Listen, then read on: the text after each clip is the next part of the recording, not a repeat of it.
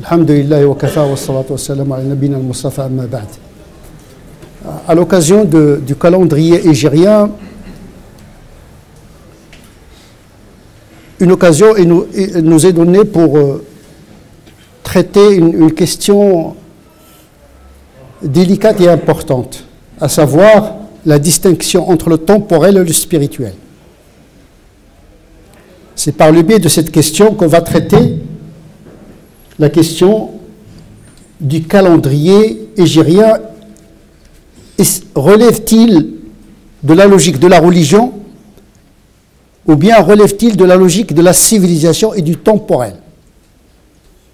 L'islam, au départ, était une religion, mais au fil du temps, elle est entrée dans la logique des civilisations. Et en entrant dans la logique des civilisations, beaucoup d'éléments se sont greffés sur l'élément et le noyau incompressible de l'islam, à savoir le dogme et le culte. À tel degré qu'aujourd'hui, beaucoup de musulmans n'arrivent pas à distinguer ce qui est ontologique dans l'islam et ce qui est accidentel, dans le sens philosophique du terme. Et donc, on mélange un petit peu l'identité spirituelle avec l'identité civilisationnelle. Le calendrier hégirien est un symptôme de cette confusion. Beaucoup de musulmans pensent que le calendrier hégirien est un calendrier liturgique et religieux, ce qui est une erreur monumentale. C'est introduire dans la religion quelque chose qui ne procède pas de la religion. Le deuxième calife, il a choisi l'hégire, c'est-à-dire la migration du prophète de la Mecque à Médine pour inaugurer le commencement du calendrier hégirien. Pourquoi il a choisi un événement historique? Il n'a pas choisi un événement liturgique. Il n'a pas choisi le Ramadan comme début du calendrier, il n'a pas choisi le mois de Dhul Hijjah qui est un mois liturgique, mais il a choisi un événement qui relève de l'histoire du prophète. Car dans la théologie musulmane, il n'y a pas d'histoire sacrée. Il n'y a pas une sainte histoire. Il n'y a pas une canonisation de l'histoire. Le fait historique reste un fait historique. Le fait de le transformer en sainte histoire, en événement sacré, relève d'une hérésie dans le sens qu'on introduit un élément historique dans le cœur d'une religion qui veut, comme un esprit qui est incarné dans l'histoire, mais qui échappe en même temps à la logique de l'histoire.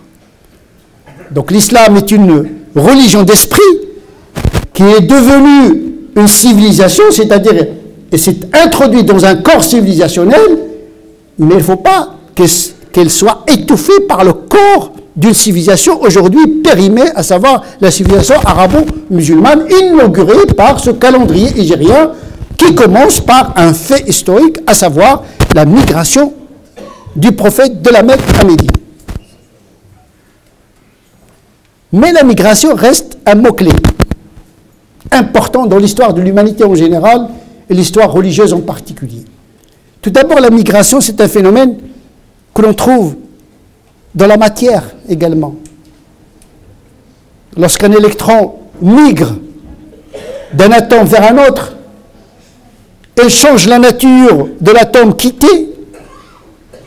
à l'atome et change également la nature de l'atome qui l'accueille.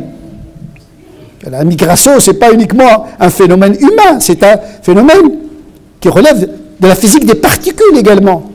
Les particules migrent. Toute immigration, tout mouvement, si l'on considère que la migration c'est un déplacement d'un lieu à un autre, chaque astre, chaque élément de la création est en mouvement. Donc le propre de la vie physique et biologique, c'est le mouvement. Il n'y a pas d'inertie. L'inertie, c'est une illusion. Tout bouge. C'est le mouvement qui est la règle.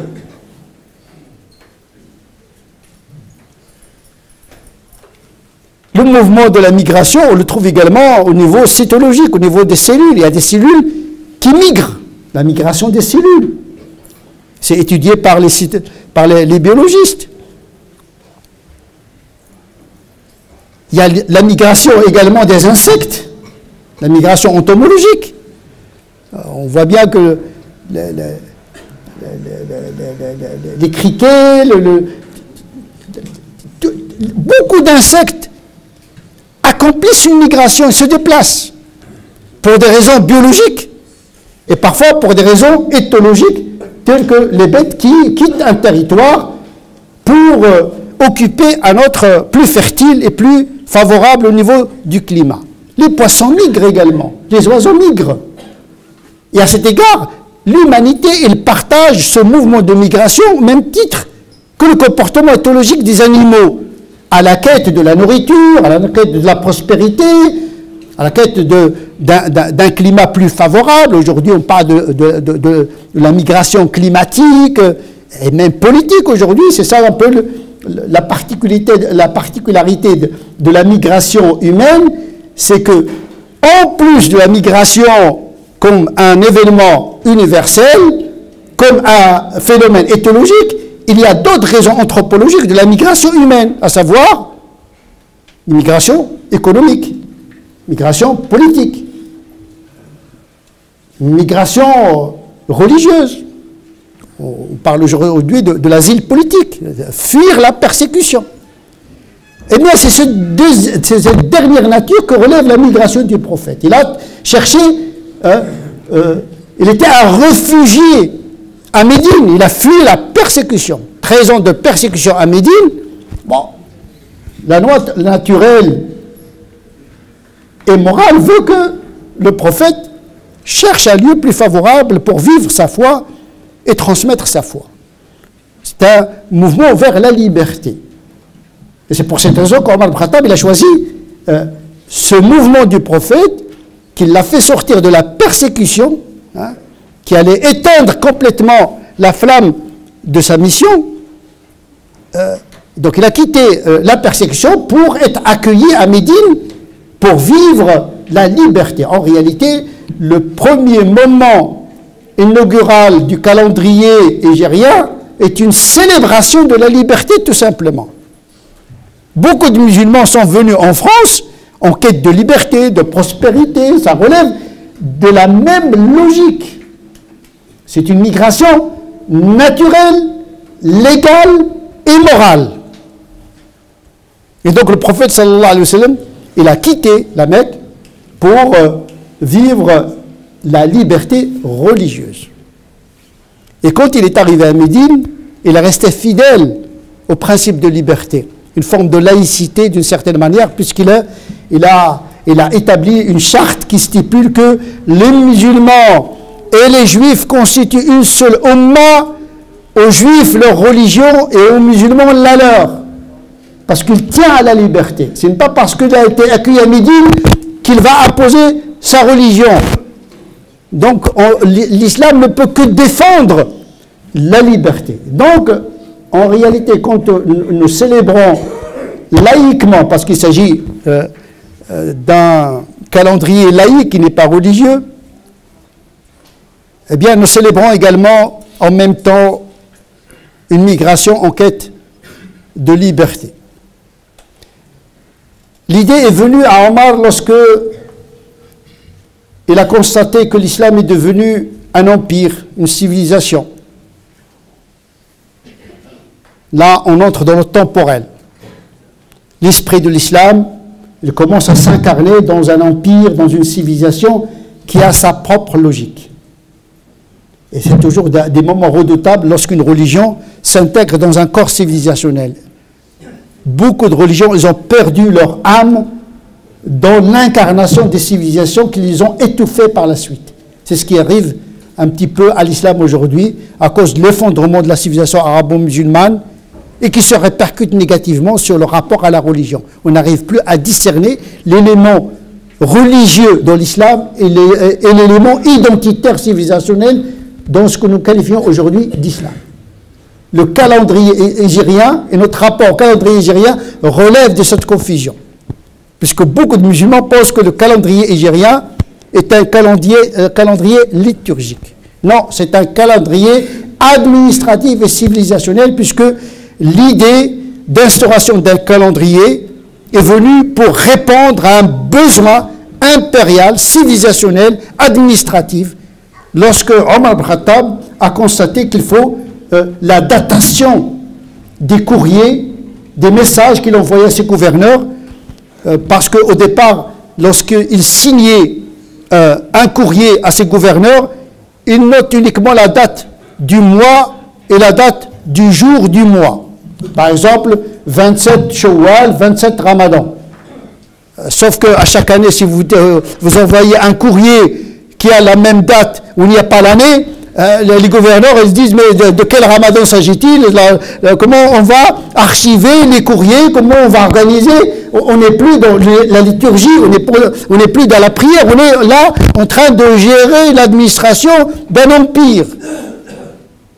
Et là, il a eu l'idée d'opter pour la solution d'un calendrier hégérien, comme il y a un calendrier grégorien, comme il y a un calendrier juif, etc. Parce que ces religions-là, lorsqu'ils sont entrés dans la logique de la civilisation, ils se sont créés un calendrier civilisationnel. Grégoire XIII, qui a établi le calendrier auquel nous nous référons aujourd'hui, était pour des raisons également administratives. Il est devenu le calendrier des États catholiques. Et donc, au départ, c'est religieux, mais au fil du temps, c'est devenu au service d'une organisation étatique et civilisationnelle. Donc, lorsque nous célébrons, ou bien nous fêtons, entre guillemets, l'année hégérienne, nous ne fêtons pas une liturgie, ce n'est pas un acte religieux, ce n'est pas comme les deux fêtes de l'islam, c'est-à-dire la fête du sacrifice et la fête du déjeunement, c'est-à-dire la rupture du mois de Ramadan. Parce qu'il n'y a aucun acte rituel qui accompagne cet événement, parce que c'est un événement, c'est un fait, ce n'est pas une liturgie, ce n'est pas un acte d'adoration. Le musulman aujourd'hui peut totalement organiser sa vie avec un calendrier grégorien, tout simplement parce que ce calendrier, c'est lui qui organise tous les rapports entre les États. Il organise le calendrier économique, social, politique, professionnel, les vacances, tout. Parce que c'est un calendrier d'une civilisation dominante. Lorsque le calendrier musulman était dominant, bon, il s'imposait à toute la civilisation. Aujourd'hui, toutes les civilisations adoptent le calendrier de la civilisation qui a imposé son économie, sa culture, etc., puisque le monde aujourd'hui est occidentalisé plus ou moins directement. Il s'agit d'un aspect laïque et séculier. On n'est pas en train de parler de l'introduction d'un calendrier séculier dans l'organisation du culte. Le culte, lui, il est organisé par un calendrier cyclique. Le Ramadan, on n'a pas besoin de dire Ramadan 1940, et c'est toujours le même, parce qu'il obéit au mouvement de la lune, au mouvement du soleil. C'est un mouvement cyclique. C'est-à-dire que le culte, il résiste à l'usure du temps, parce que cyclique, et cyclique, ça veut dire l'éternité et l'infinité. Alors que le calendrier de la civilisation, il est linéaire, irréversible. Or, le temps du spirituel, lui, il n'est pas linéaire. Il est éternel et réversible. Donc, il y a la logique du calendrier liturgique, qui n'a pas besoin de calendrier séculier. Par contre, le calendrier séculier, il vise à organiser la vie matérielle. Or, aujourd'hui, le calendrier hégérien n'administre rien du tout. Vous n'êtes pas obligé de le connaître. Ça ne veut pas dire qu'il faut le mépriser. Il reste à ce titre symbolique. Mais il n'a aucune effectivité sur la vie séculière du musulman. Donc il y a une vie séculière du musulman temporel qui est organisée par le calendrier qui s'impose à tout le monde, mais il a un calendrier liturgique qui n'est pas celui du calendrier hégérien, puisqu'il est organisé indépendamment de la linéarité de l'histoire, qui est la logique même de la civilisation. Les civilisations naissent pour disparaître, puisque sont linéaires, mais les systèmes de l'esprit sont cycliques. Étant cycliques, eh bien, ils résistent à la logique des civilisations, puisqu'ils sont capables de migrer d'une civilisation à une autre. Voilà une autre forme de migration, c'est-à-dire cette capacité de la religion, grâce à son culte et ses principes spirituels, il est capable de s'incarner dans une civilisation, mais il est capable également de migrer vers une autre plus favorable et plus prospère. À ne pas mélanger le calendrier temporel et le calendrier spirituel. On peut appliquer cette règle à beaucoup d'autres domaines. Quand on aura l'occasion, on va toujours revenir à cette question de discernement, de distinction entre ce qui fait partie de l'essence même d'une religion et des choses qui relèvent plus de la culture, de la civilisation et des mentalités et qui n'ont rien à voir avec l'essence même de la religion. نسأل الله عز وجل أن يجعلنا من الذين يستمعون القول فيتبعون أحسنه أولئك الذين هداهم الله وأولئك هم أولو الألباب اللهم اهدنا فيمن هديت وعافنا فيمن عافيت وتولنا فيمن توليت وبارك. Sur le sens